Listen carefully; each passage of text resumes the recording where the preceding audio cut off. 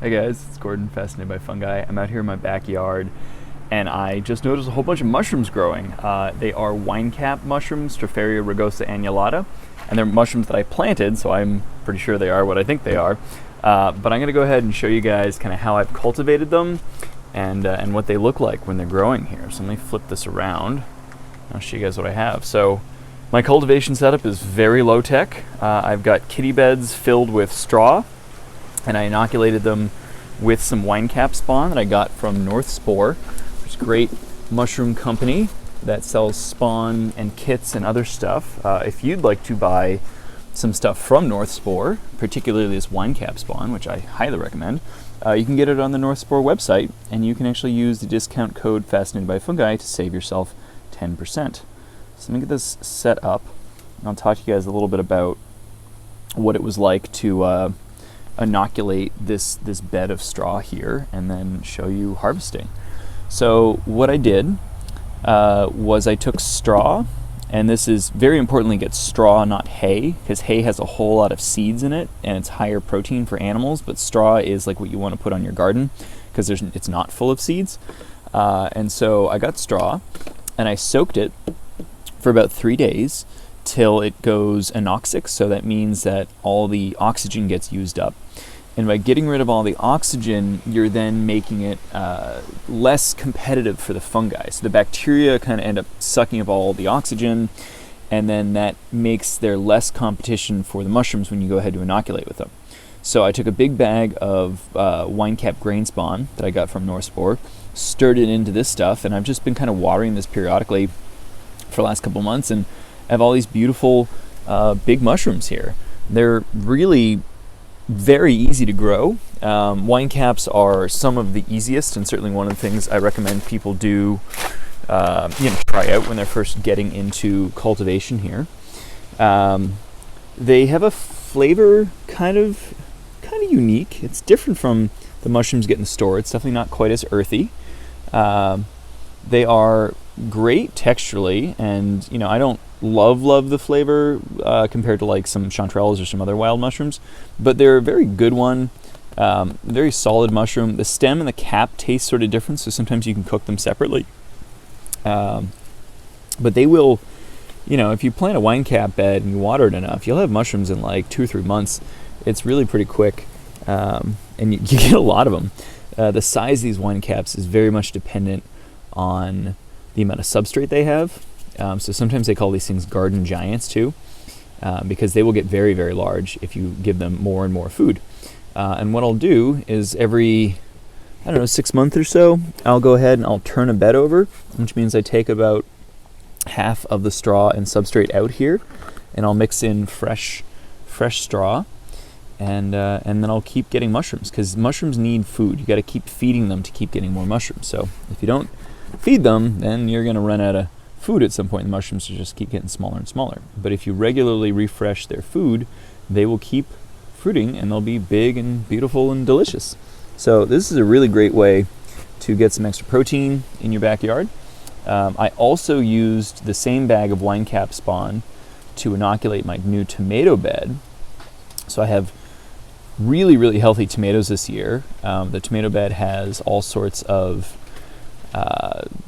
good mycelium in it, which is really helping keep the moisture in, so I haven't had to water it quite as much. And yeah, every time I do water my tomato bed, which I'm deficit irrigating it because I want my tomatoes to get really nice and concentrated, I end up getting mushrooms too. So this is a separate bed of mushrooms. I'm actually kind of overwhelmed on the amount of mushrooms I have right now, because I went foraging this weekend too, and so I've got the wine caps, I've got all these lobster mushrooms in the fridge. I'm just flush with mushrooms. But it's a good thing. I'd rather have more mushrooms than I know what to do with than, no mushrooms at all. So I'm in pretty good company here. Got a nice big flush of mushrooms to play with. There's a few more right down here in the front. You can see this is where I had some old ones, some wine caps that came up and kind of dissolved while I was away. But that's okay. It's just more spores going back into the straw here. So here's a really perfect little wine cap. This is why they're called wine caps, because they have this kind of burgundy colored cap when they're young. As they get a little bit older, I guess the caps are still sort of wine colored, but they're sort of deepest burgundy colors when they're young.